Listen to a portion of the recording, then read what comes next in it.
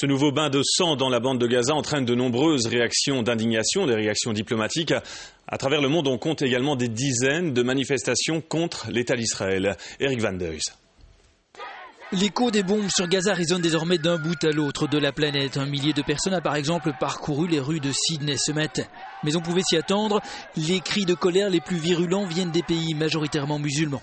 Les rues d'Égypte, de Turquie, d'Iran ou d'Indonésie ont été envahies aujourd'hui. Nous demandons à Israël de quitter la Palestine et nous voulons que la Palestine soit libre. Pour l'instant, Israël peut être victorieuse avec ses militaires, mais un jour Israël sera vaincu et l'islam gagnera. Au Liban, voisin immédiat d'Israël, le leader du Hezbollah est apparu, mais sur un écran géant. Sa vie est menacée par Israël depuis l'enlèvement de 2 soldats israéliens. C'est ce qui avait provoqué la guerre de 2006.